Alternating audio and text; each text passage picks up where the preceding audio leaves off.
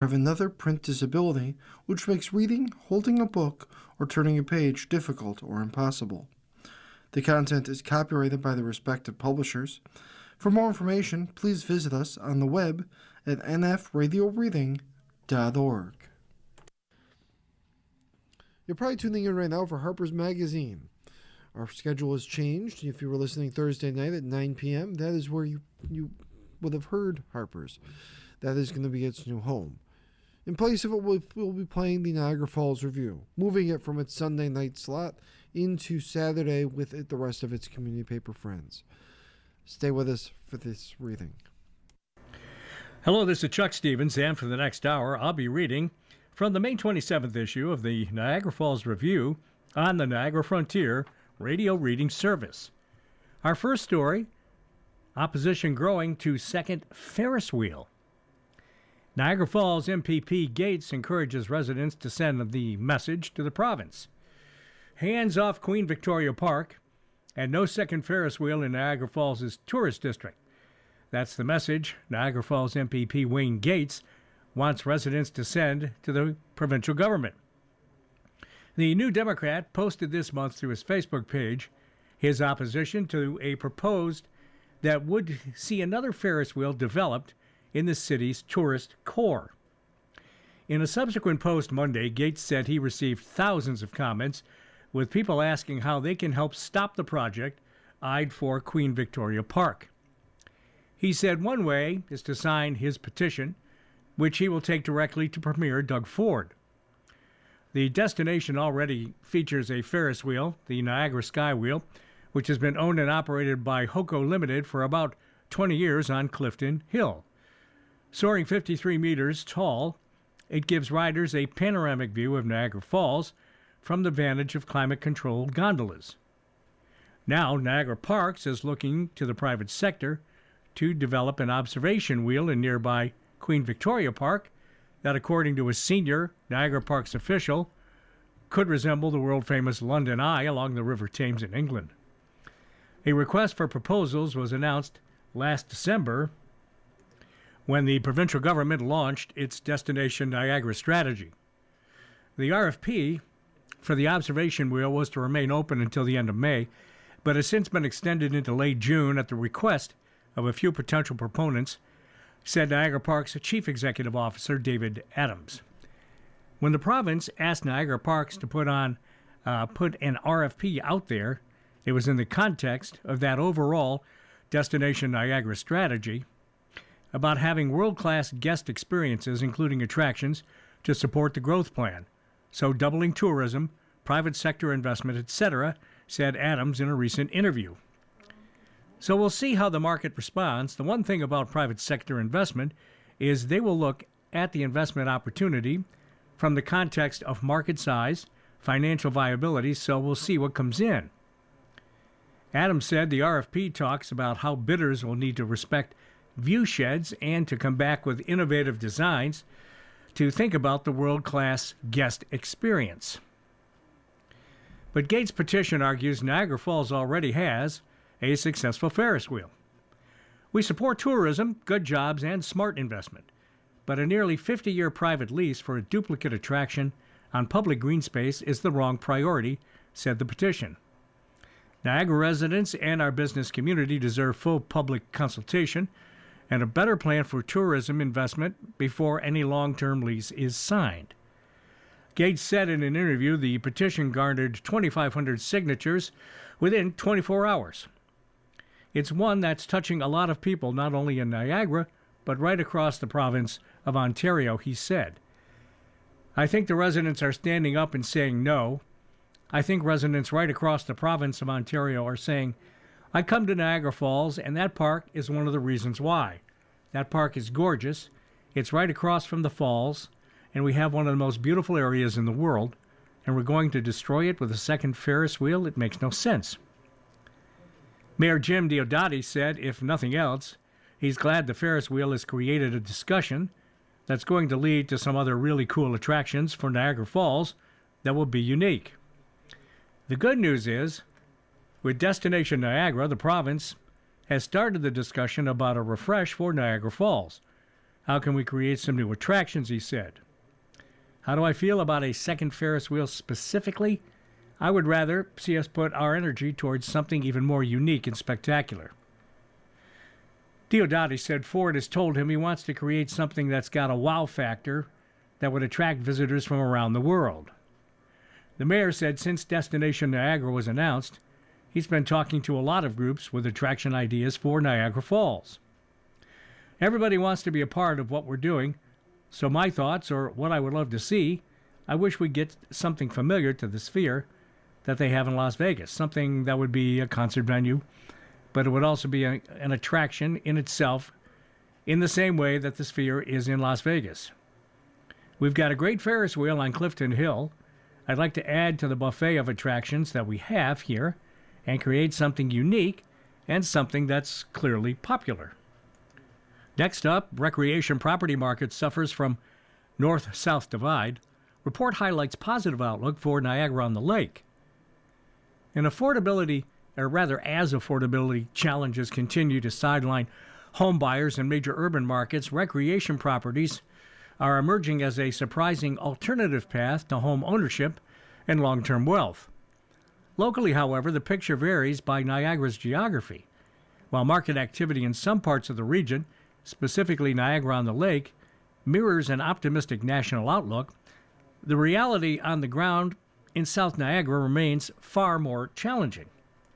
Last week, RE/MAX Canada released a commissioned ledger survey revealing about 45% of prospective buyers view recreational properties as a more accessible way to enter the housing market, with younger buyers driving demand. The report said these properties are no longer seen as discretionary purchases, but a foothold into home ownership with strong long-term value potential. The shift in mindset was most noticeable among younger Canadians, with 54% of 18 to 34-year-olds stating recreational properties play a role in their financial planning, compared to just 20% of those aged 35 and older. Conrad Zerini, a broker owner of RE/MAX Escarpment Realty Incorporated and RE/MAX Niagara Realty Limited, said there are several factors behind the changing mindset in Niagara. While some buyers are making decisions tied to lifestyle as remote work becomes less of a growth factor, others are moving away from the traditional idea of the seasonal weekend retreat, treating the purchase instead as a calculated, dual-purpose investment. We're always focused on recreational properties. Has to be the Muskoka or Lake Erie waterfront, but there's more to that. People are getting farms, small vineyards, said Zerini. There's some tangibility to having a great property in a great location on the water or off. That is why Niagara-on-the-Lake in particular is seeing increased sales activity for well-located turnkey properties. The area offers a playground of amenities different from a traditional cottage town. In its recreational market overview, RE/MAX said the average NOTL recreational property price decreased 5.5% year over year to $1,079,650 in the first quarter of 2026. However, within the same period, sales increased 40.4%, with 57 properties changing hands. Looking ahead to the remainder of the year, RE/MAX expects average prices to grow by 2% to $1.04 million, with a 15% jump in sales, but remaining a buyer's market. Part of the growth is tied to changing buyer profiles, said Zerini, with the first-time buyer older, around 38 years old, entering the market at a different financial stage. For those buyers, short-term rentals offer dual benefits of building equity and growing income, while still allowing them to enjoy the space themselves throughout the year. That desire has been fueled by a rise in local travel, as many Canadians pivot away from visiting the United States. Zerini said the shift could be a temporary trend depending on a change in political leadership. However, the underlying value of the properties remains strong. Recreation is the first place where people will look at cutting if they have to, but it's the first place when the market turns around, when people feel confident that they jump into as well, said Zerini. We love to call these most uncertain times, but I think just life in general is getting more expensive. I think we're going to move to something more tangible. It's still on consumers' minds. They want their kids to buy a house and bring that stability. Yet even with greater negotiating leverage, RE/MAX said buyers are approaching the market more cautiously because of economic uncertainty, interest rates, and high costs of carrying secondary properties. The report said 40% of Canadians found recreational maintenance expenses unmanageable, a financial strain its brokers said is forcing some owners to sell. Buyers are also becoming more risk-averse, scrutinizing infrastructure like septic systems and docks alongside environmental threats like flooding and erosion. Along Lake Erie, those pressures have created a difficult market. Kristen Robbins, broker of record with Robbins Real Estate, specializes in waterfront, farm, and country properties. She called the current waterfront and cottage market one of the toughest that she's seen. Among the COVID-19 market correction and increasingly tight bylaws about short-term rentals and Airbnbs, plus high property taxes with houses and cottages along Long Beach and Waynflete paying upwards of $10,000 to $25,000 a year, a high volume of listings are sitting unsold even when well priced. Robbins said there had been positive signs until the beginning of 2025, but deteriorating Canada-United States relations and the war in Iran stopped everything in its tracks, as has the foreign buyer ban imposed by the federal government as a way to cool the housing market and which has been extended into 2027. The ban has stopped American purchasers who historically bought properties in Fort Erie and Port Colborne. It's squishing out the middle class. Back in the day, I used to see a lot of families at the beach and they had cottages, but I don't see much of that anymore, Robbins said. It's very sluggish right now around the south coast of Niagara. Robbins said it has been good to see a market correction with prices falling 20 to 25% from the market peak in March of 2022, but challenges remain. Regular buyers do not have discretionary cash for a cottage, and those who try face difficulty securing bank financing alongside high insurance rates and maintenance costs. Everything just costs more. If you need a new septic system, it's $40,000, she said. It doesn't seem like they really want to take that risk right now. I think people are just trigger shy. Despite the current market softness and RE/MAX data showing that 28% of current recreational property owners are motivated to sell due to return to office mandates, Zerini said the long-term investments in waterfront properties will grow because the inventory cannot be reproduced. He expects incremental market increases over the next 5 to 6 years. Recreational properties, just by the nature of them, are unicorns, said Zerini. They fit in the category of freehold on the ground and very sought after. I believe it's a pure supply thing that will definitely infiltrate into the market. You're listening to a reading of articles and features from the Niagara Falls Review here on the Niagara Frontier Radio Reading Service. And remember, you can always enjoy our publication and most of our content on our podcasts. Just go to your favorite podcast download platforms, and of course, it's free to download. You can listen to it whenever you want. Our next story, mayor says goal is still to see former GM site developed. Cisco says property standard orders had to be issued for safety reasons. St. Catharines Mayor Matt Cisco says new information about the instability of the buildings at the former General Motors site required the city to take action.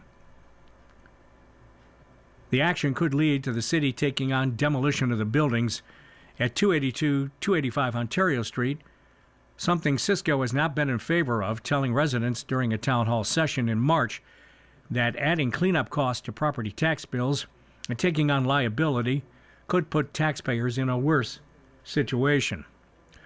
But Cisco said Monday that circumstances have changed with new evidence about the safety of the structures. When new information comes forward, then we deal with the new information, and that's what happened last week. New information was brought to light about concerns with respect to the stability of the structures, the security of the structures, too.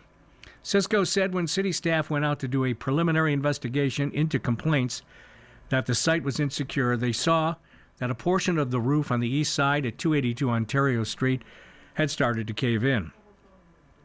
At that point, very clearly, there's a stability issue on that portion of property.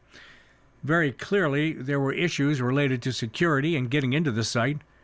When the evidence is brought forward, we have to deal with it, and I think staff acted entirely appropriately, as they have all the way through.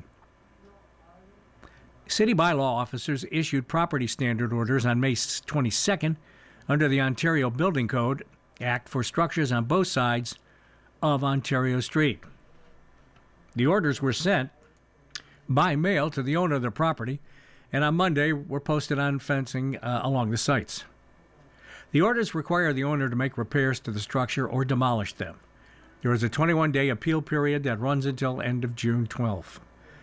If at that time the owners do not appeal, make repairs, or tear down the buildings, the city can add administrative monetary penalties, go to court, or undertake repairs or demolition and add the cost to taxes with a lien. Cisco said the owners will be held accountable to the orders. Owners, rather, will be held accountable to the orders.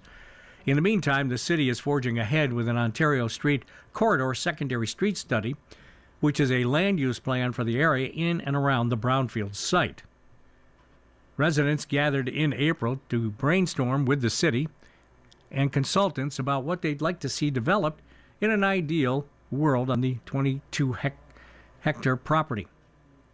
That feedback has been used to create 3 concept plans that will be presented at a public open house on Tuesday, June 9th, 6 p.m. at the Holiday Inn and Suites, St. Catharines Conference Center at 327 Ontario Street.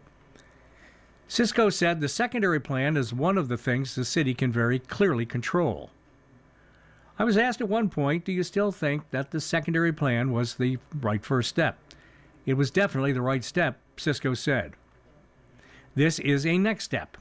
I wish that we hadn't had to take this step. I was working really hard to try and get the property developer to go down this path along with a coherent redevelopment plan. Ultimately, the goal, and I've said this repeatedly, is not to simply knock buildings down. It's to see the site remediated and redeveloped. That remains the goal. We have to keep trying to work with the people in control of that site to try and get to that end goal. The brownfield site has been owned by Bayshore Group's numbered company 2390541 Ontario Incorporated since 2014 and is managed by the mortgage holders. The orders allege 10 separate violations under property standard bylaws at 282 and 285 Ontario Street. On the east side, the order said large sections of the roof structure appear collapsed, missing, or severely deteriorated, exposing the interior of the building to the elements. The order said there were structural steel framing, roof trusses, and support members with corrosion and deterioration, and interior structural components appearing partially collapsed and unstable. Portions of the building appear unsafe and may pose a risk of structural collapse or injury to persons entering the site, the order says. It also noted the exterior wall assemblies and cladding systems were damaged, missing, or partially removed, leaving portions of the structure unsecured. The order said multiple openings within the building envelope remain unsecured and accessible to unauthorized entry. On the west side, the order said repairs included collapsed, hanging, or damaged ceilings, corroded and visibly deteriorating structural supports and steel members, concrete beams, slabs, and columns showing signs of cracking and surface deterioration. There were also holes outside with varying degrees of depth. You're listening to the Niagara Falls Review. Next story, accused taken into custody as trial stalls. A judge revokes a bond. Concerned woman cannot be relied upon to attend court. A St. Catharines Superior Court judge has revoked the bail of a woman on trial for indignity to a dead body in connection with the death of Jonathan Johnny Cronkright, citing mounting concerns she could not be relied upon to attend court as required. Justice Amy J. Oler ordered Samantha Embert, age 33, into custody Monday following her third failure to appear since the trial began on May 18th. After 6 scheduled court days, only one witness has completed testimony. It is clear that Miss Embert is currently unable or unwilling to get to court, Oler said. I'm also detaining Miss Embert on the tertiary grounds that a reasonable person, properly informed of the circumstances of this case and the charter values under our system of bail, would lose confidence in the administration of justice for persons who ought to be detained but are instead released. Cronkright's body was discovered by a civilian volunteer search party on March 9th of 2024 inside a home on Raymond Street in St. Catharines. The 32-year-old had been missing since February 29th after leaving a family member's home to go to a nearby store. Embert is also charged with neglect of duty to a dead body.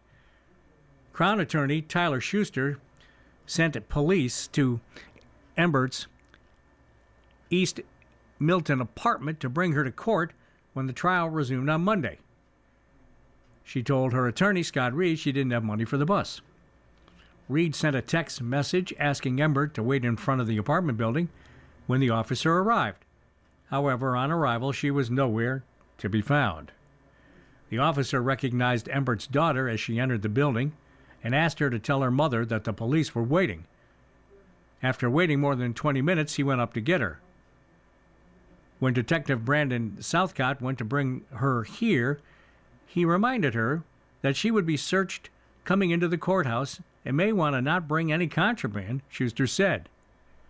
Then she dumped out some things that were remarkably consistent with drug addiction. Embert missed the first scheduled day of the trial last Monday after Reed advised the court she had fainted and hit her head in the washroom of her apartment the previous evening. Hamilton General Hospital records confirmed she underwent a CT scan and had a laceration on her head. She was instructed to return to the hospital if her symptoms worsened. The trial resumed Wednesday, May 20th, with Embert participating remotely. When she did appear, she was smoking, which is unusual behavior for somebody appearing before the highest trial court in Ontario, Schuster said. Embert appeared in person at Thursday's hearing with her surety, but left early, ostensibly to seek medical attention after spending part of the proceedings with her head on the table sobbing. Back in Hamilton, however, she went to bed instead, Schuster said. Friday's hearing was adjourned after Embert told Reed she had decided she needed to see a doctor. We know that addiction, particularly to drugs such as fentanyl, is very difficult for people to overcome, Schuster said. We're trying to present a trial about a serious event that happened at 23 Raymond Street, but we're unable to do so because of the risk factors in her lifestyle. Reed said people are not jailed simply for living what the Crown termed a high-risk lifestyle. At its highest, what the Crown has laid out, in my respectful submission, is speculation, Reed said. We don't know what was in any of those packages that Officer Southcott claims he saw being dumped out of her purse. He's not here to testify. He doesn't appear to have seized any of it.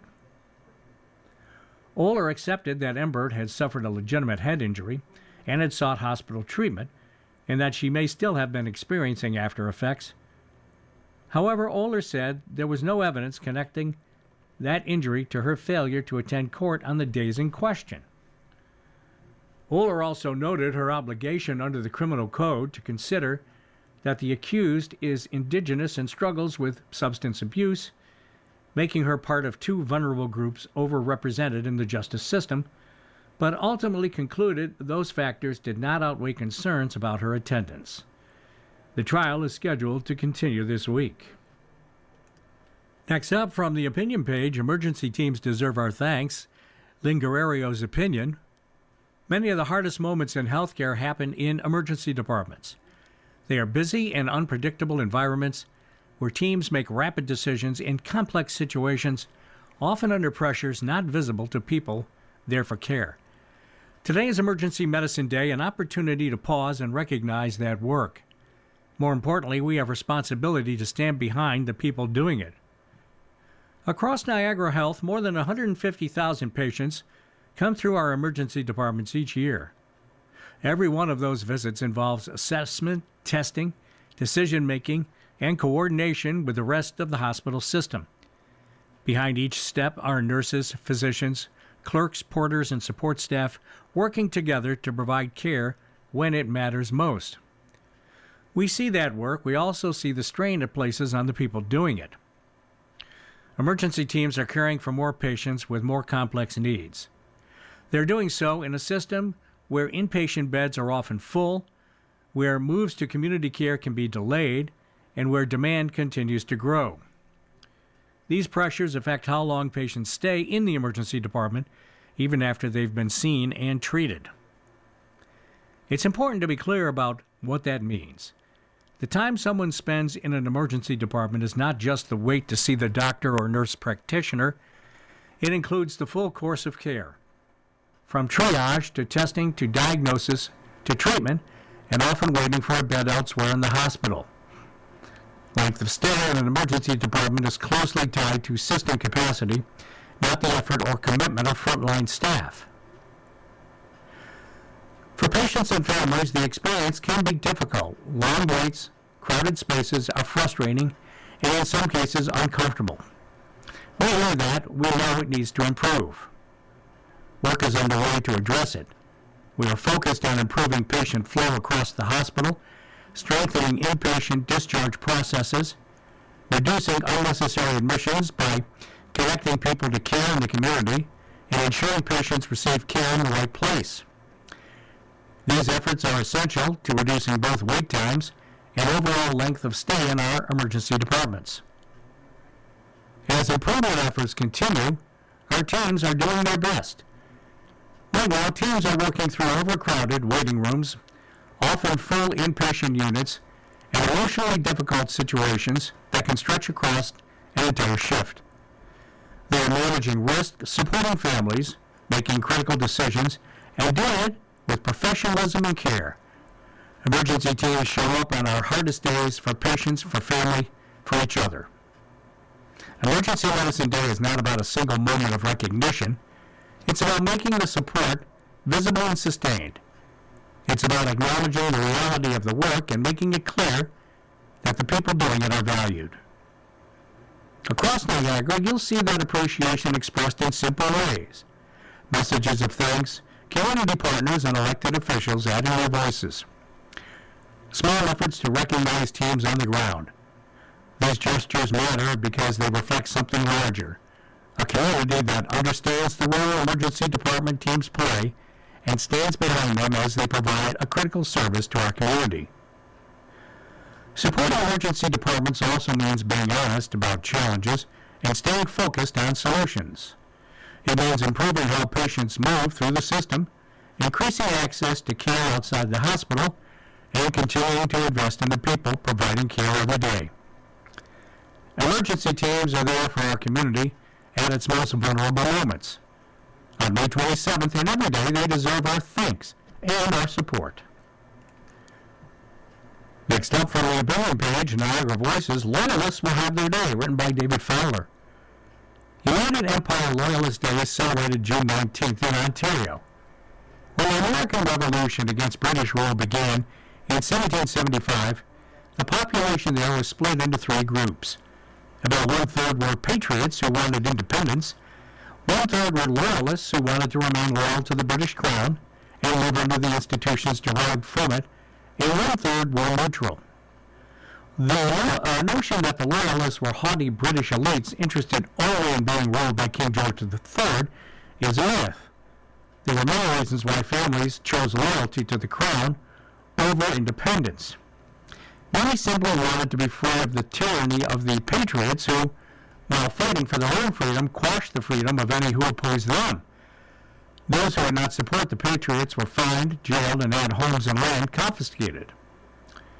The Loyalists immigrated to British North America, now Canada, settling in Nova Scotia, New Brunswick, Quebec, and Ontario.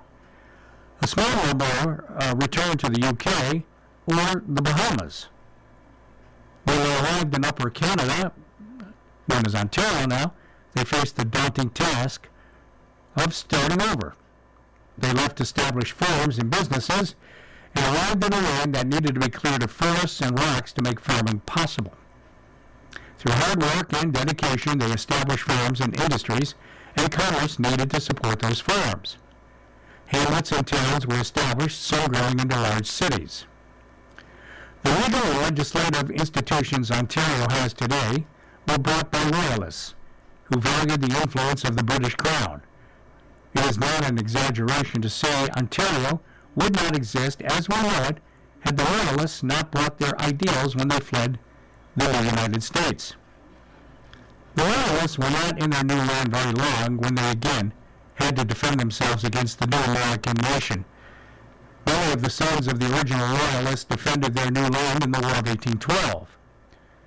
There are many Canadians who can trace their ancestry back to a Loyalist, possibly 20% of English-speaking Canadians. Many belong to the United Empire Loyalist Association of Canada, known as ULEC for short. ULEC was incorporated in 1914 with the purpose of bringing together descendants of Loyalists and to preserve the history and traditions of that important time in Canadian history. The Loyalists themselves are presented historically as UEL, while descendants who can prove an ancestral link to a UEL may use UE after their name, which means Unity of Empire. There are 29 branches of ULEC coast to coast with about 2,000 members. Our local branch is the Colonel John Butler Niagara branch, which has the largest membership in Canada with about 175 members. It's named after a British officer, landowner, and merchant who was a prominent Loyalist during the American Revolutionary War. The group meets on the first Saturday of each month at Betty's Restaurant in Niagara Falls, where we enjoy good food, good conversation, and an interesting speaker. If you can prove your ancestry to a UEL, you'll be presented with a certificate verifying this. Proving this may seem daunting, but the branch has two genealogists who can help. And you don't have to be a UE to join. In fact, I am the treasurer of the group despite not being UE. The Loyalist flag will be raised in a ceremony in Niagara-on-the-Lake on June 13th and in Longfield on June 19th, both at 10 a.m. Other Niagara municipalities will fly the flag during the week of June 13th to June 20th.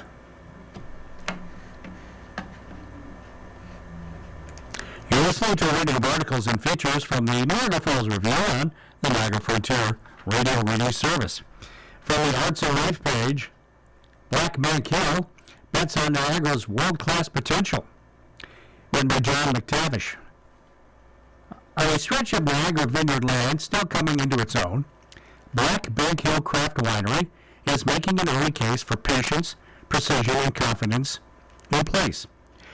The Hill Estate Winery, located at 4247 Sound Road in Baysville, is led by owner Taylor Emerson and built around a long-held belief that Niagara should stop measuring itself against other wine regions and start presenting itself more boldly on its own terms. With 20 acres under vine, a growing estate program, and an emphasis on quality over quantity, Black Bank Hill is positioning itself as part of a broader push to show just how serious Niagara wine has become. For Emerson, the project represents the culmination of a long personal journey through wine, one that began not in the cellar, but in business, and grew over years of learning, tasting, and exploring Niagara's vineyards on weekend visits from Toronto. That fascination eventually led to action. Emerson purchased the property in 2017 and planted the vineyard in 2018. The estate's first small harvest came from the south end of the vineyard, producing reds such as Syrah, Cabernet Franc, and a red blend. A major turning point came when Jonathan McLean joined the winery as winemaker. From there, the focus sharpened around estate fruit and site expression. By 2022, Black Bank Hill had completed its winery building, secured its licenses, and moved fully into on-site production. Now, with the 2023 vintage released this spring, Emerson said the evolution is beginning to show not only in the cellar, but also in the vineyard itself. The vines are maturing, settling in and becoming more balanced, while the team continues to make what he describes as incremental improvements in both vineyard and winery practice. The result, he said, is a vintage he's particularly proud of. A vineyard first project, Black Bank Hill currently has 20 acres under vine, planted to a notably broad range of grapes. Emerson acknowledged that he's been accused of planting too many varieties, but says the diversity reflects both curiosity and a desire to understand what performs best on the site. The red plantings include Pinot Noir, Syrah, and the Bordeaux Trio of Cabernet Franc, Cabernet Sauvignon, and Merlot, with Cabernet Franc taking the lead. On the right side are Chardonnay, Voyer, a Pinot Gris, Chenin Blanc, along with small plantings of Marsanne and Roussanne. Most of those choices are relatively conventional, while others are more adventurous. Chenin Blanc, for example, remains uncommon in Niagara, but Emerson said it has proven especially exciting despite being more sensitive and labor-intensive to grow. He also pointed to the aromatic varieties as particularly well suited to Niagara's climate and the soils, saying the region can produce especially clean and expressive wines in that style. Blending is another important part of Black Bank Hill's identity. These include a Bordeaux blend, a Syrah with a small portion of Voyer, and a white blend combining Voyer and Marsanne and Roussanne. Despite the range of varieties, the central philosophy is straightforward: quality over quantity.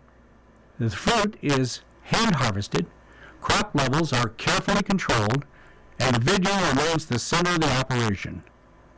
That vineyard-first approach is echoed strongly by McLean, whose background gives him a different perspective on Niagara. Originally from the Okanagan, he spent about 15 years making wine in British Columbia before moving to Niagara in 2021. He described Black Bank Hill as a very special place in Niagara and said he's excited to work with the fruit from the site. McLean said the pursuit of quality starts with being pedantic about cropping levels. In Niagara, he argued that high-quality wine begins with high-quality fruit, and that means yields must be carefully managed. At Black Bank Hill, that attention to fruit quality is paired with a minimal intervention winemaking approach. The whites are generally fermented in barrel, and because the winery uses a basket press, McLean said that they can obtain especially clean juice and move it directly into a barrel with minimal processing. He described the wines as natural as you can possibly make a wine, and the only routine addition is sulfur for protection. The fermentations are wild,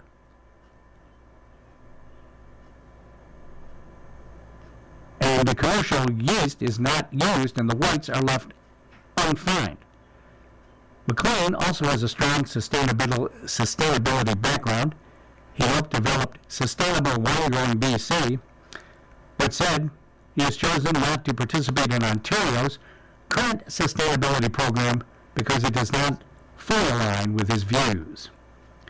Instead, he is working on an Indigenous-informed sustainability framework of his own, shaped partly by his Mohawk background and his ongoing master's studies in environmental sustainability at Brock University.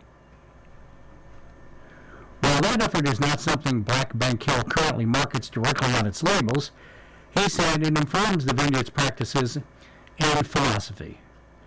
One of the things that defines Black Bank Hill is the winemaker is deeply involved in the vineyard itself, he said. McLean spends much of his week outdoors doing and overseeing leaf pulling, cluster thinning, and other vineyard work, arguing that while many wineries say wine is made in the vineyard, the phrase only matters if it's truly practiced. In Niagara, he said that close attention is especially important because humidity and disease pressure means growers cannot afford to be passive. The same emphasis on thoughtfulness carries through to the visitor experience. Black Bank Hill is open Thursdays through Sundays, primarily by appointment, with tastings booked online. Ellison said the appointment model allows staff to sit down with guests and guide them through the wines in a more focused way. That's a great idea. A typical tasting lasts about 45 minutes and includes 6 wines, with time to discuss the style and winemaking behind each. In warmer weather, the patio expands the experience to include wine flights and wine by the glass. Black Bank Hill's purpose remains simple: one vineyard, one site, and a sustained effort to show just how much Niagara can achieve when quality is placed at the center of the project. My takeaway is Black Bank Hill is doing more than simply producing estate wines. By combining carefully farmed, hand-picked fruit, thoughtful barrel aging, and a serious blending program, the winery is already turning out premium wines that deliver strong value for their quality level. The lineup includes a beautiful rosé, expressive white wines with impressive fruit acid balance, a lovely Pinot Noir, and a highly aromatic Cabernet Franc with clear aging potential.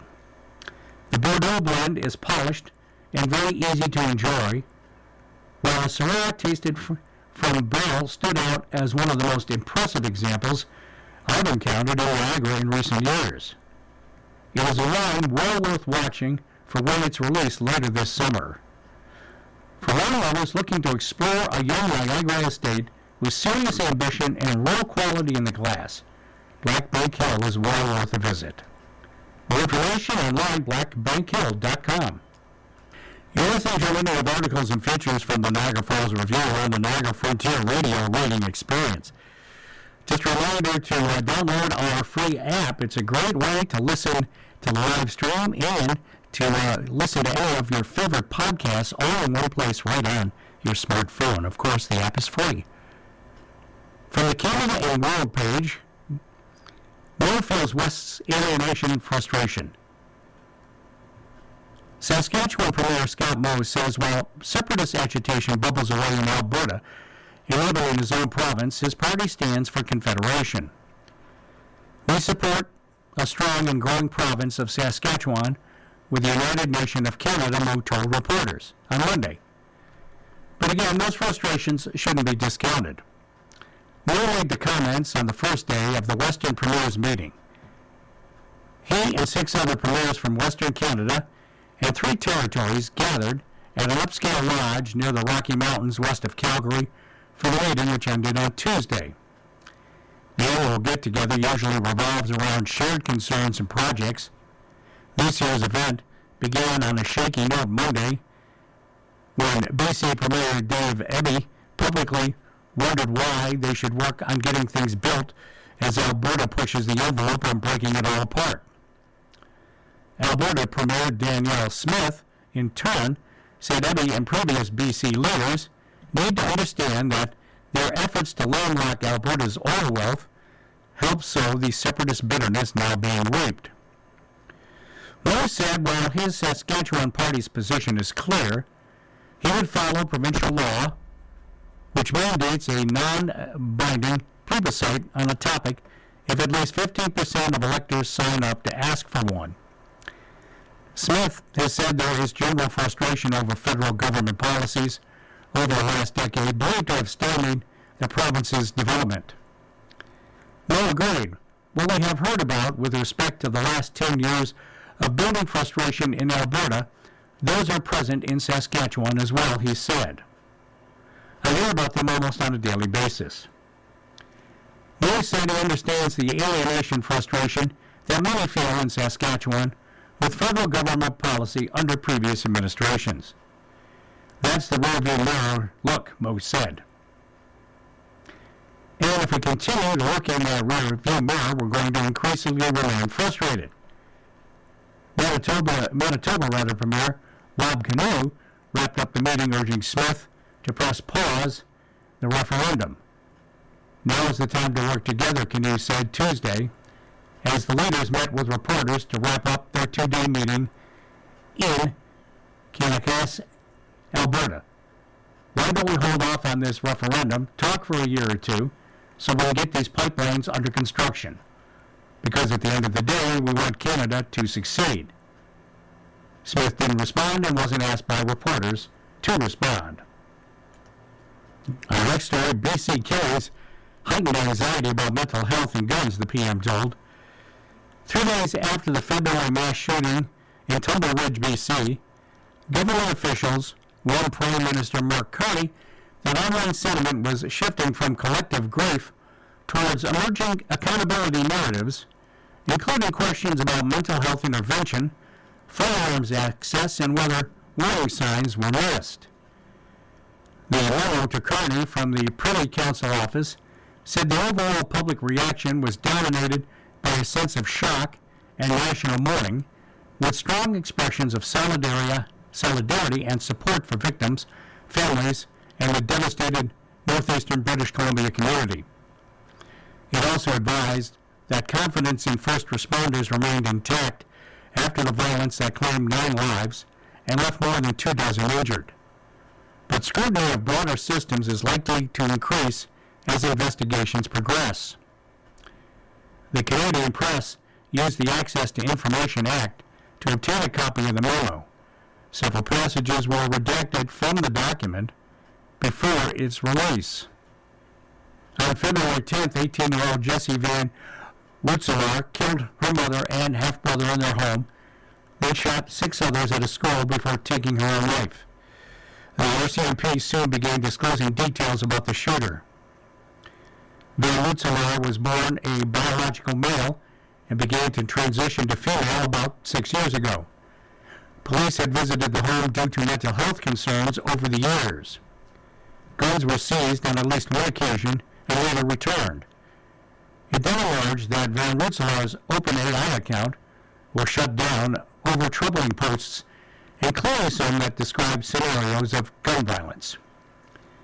The memo summarized what was known about the shootings, and Van Rutselaar detailed the federal government's response and described the public reaction in the media, including online platforms. The memo included an attached sentiment analysis that delved more deeply into statements reported by media outlets and on social media. Early signs of polarization are emerging, particularly on social media, where identity-related narratives, policy debates, and misinformation are beginning to fragment public discourse, the memo said. It added that some themes likely would grow in prominence over the days and weeks to follow, including questions about mental health. Families and observers have raised concerns about whether warning signs were missed, the memo said. The tragedy has already given rise to more discussion about gun control. It described the sentiment about possible systemic failures as emotional but analytical, and said it was often directed at institutions such as law enforcement and regulators. The memo also warned that social media was revealing polarization tied to the shooter's identity, including hostile exchanges between ideological groups. False claims and misinformation involving transgender violence have circulated online, the memo said. Now, stopping by the Canada and the World page, Argentina seizes 700 trafficked sea animals from Kenya.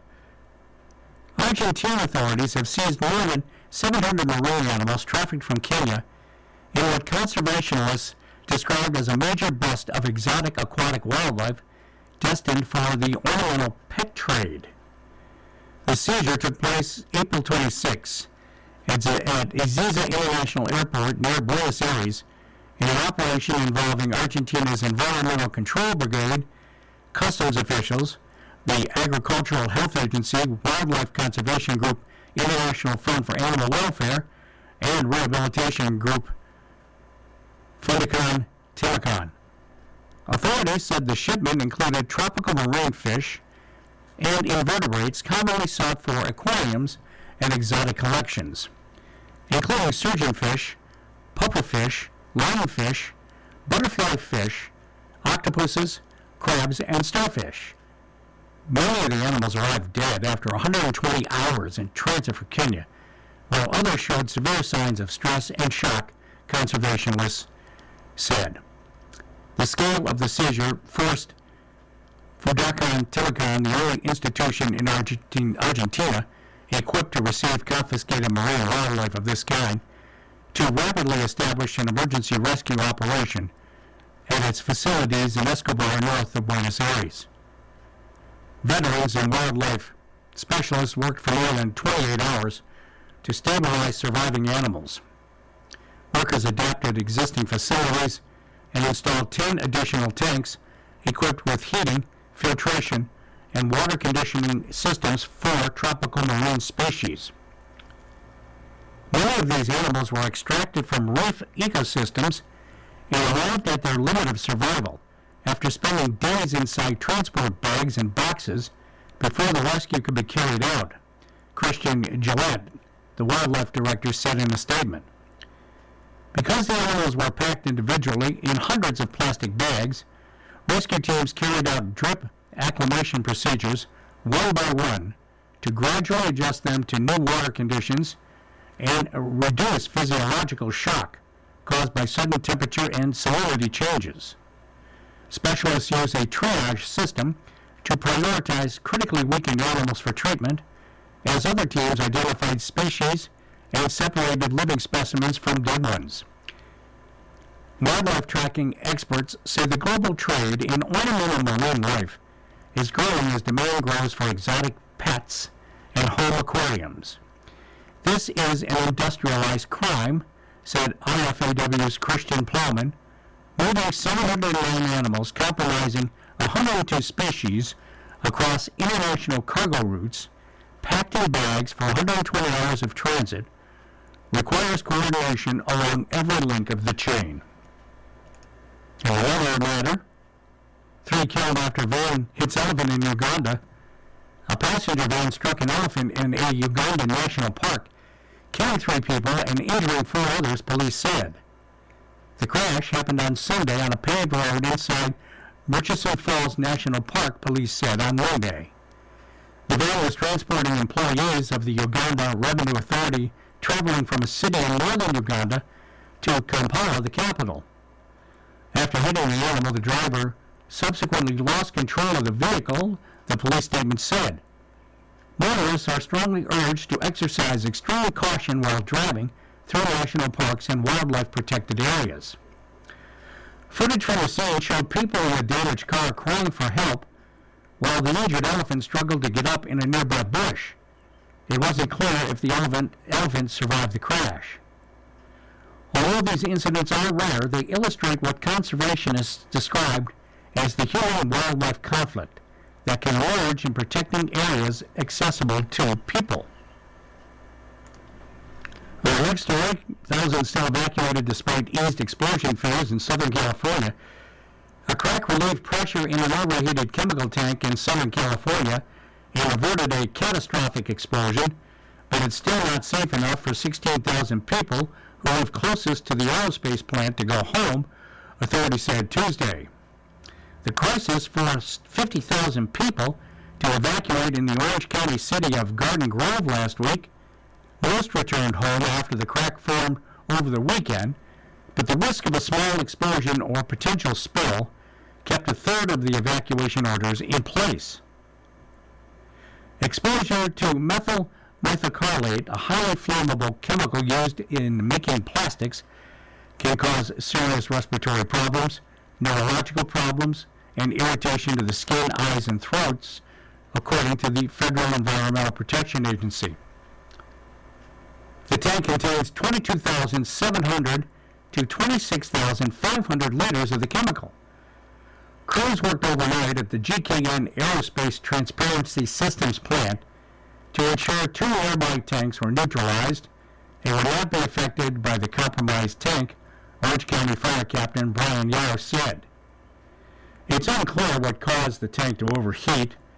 Crews were able to stop spraying cooling water on the tank once the interior temperature stabilized at 33.3 Celsius, down from 37.7 Celsius over the weekend, the fire department said Tuesday. Health officials sought to reassure people that it was safe to go home. There was not a leak, Orange County Health Director Regina Chineso Kwan said Monday. You should feel comfortable going home, even if you're across the street from the new zone line. Now, an update from the war in Iran. Bad faith strikes threaten ceasefire. Iran on Tuesday denounced the most recent U.S. strikes as a sign of bad faith and unreliability as negotiations pressed on towards a possible deal to end the war, and the Islamic Republic began restoring internet access after one of the longest nationwide shutdowns ever. The U.S. military characterized Monday's strikes in southern Iran as defensive, saying targets included missile-launched sites and low-lying boats, and said the U.S. acted with restraint in light of the fragile ceasefire that began April 7th and has largely held. Iran's foreign ministry called the strike a ceasefire violation and warned that Washington would bear responsibility for all consequences without elaborating. The Islamic Republic of Iran will leave no act of aggression unanswered, it added in a statement. Iran's Revolutionary Guard said that it shot down at least one drone and deterred another drone and a fighter jet that entered its airspace, according to Iran's official Mizan news agency. It didn't specify when the incidents occurred. Iran's supreme leader used a statement about Islam's annual Hajj pilgrimage to address his country's confrontation with the U.S. and Israel, declaring that other Middle East nations will no longer serve as a shield for U.S. military bases. It was not immediately clear how the developments would affect negotiations. U.S. Secretary of State Marco Rubio projected talks on extending the ceasefire and opening the Strait of Hormuz will take a few days.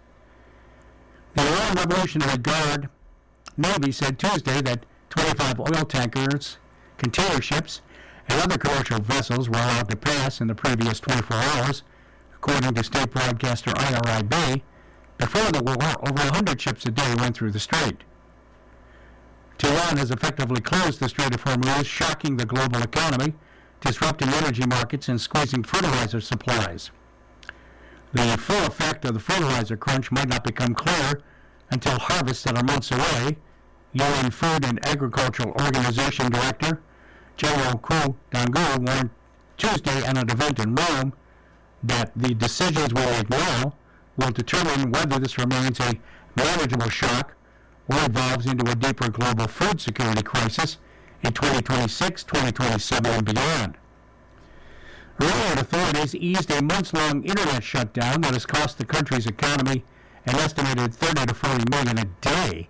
Internet users reported that access was being restored, at least in some places. State media said fixed broadband service was back. It was unclear when mobile internet would be widely restored. Authorities cut off internet access in January during massive anti-government demonstrations, and later began to relax those restrictions before imposing a complete internet blackout after the U.S. and Israel attacked on February 28th. You've been listening to a reading of articles and features from the May 27th issue of the Niagara Falls Review. We read from the Niagara Falls Review every Saturday at 7 p.m. Your reader has been Chuck Stevens. Thank you for listening. Coming up next on the Niagara Frontier Radio Reading Service, we have the Wall Street Journal Off Duty at 9 o'clock. We have Sports Illustrated at 10 o'clock. We have The Athletic. Stay with us for these readings and even more. You're listening to your Niagara Frontier Radio Reading Service. Our volunteer radio readers broadcast daily readings of newspapers, magazines, and books. For nearly 40 years, radio reading has served people who are blind or have a print disability throughout western New York and southern Ontario's Niagara Peninsula. A broadcast signal is provided at no charge by WNED. Niagara Frontier Radio Reading Service studios are located at 1199 Harlem Road. Please spread the word about your Niagara Frontier Radio Reading Service.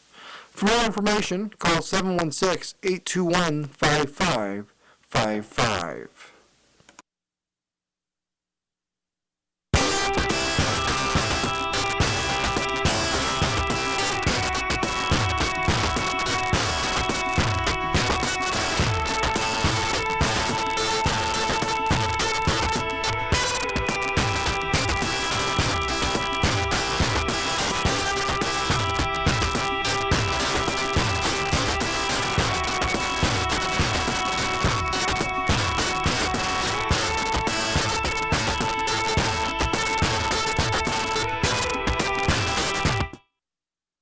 following program is intended for listeners who are blind, have low vision, or have another print disability,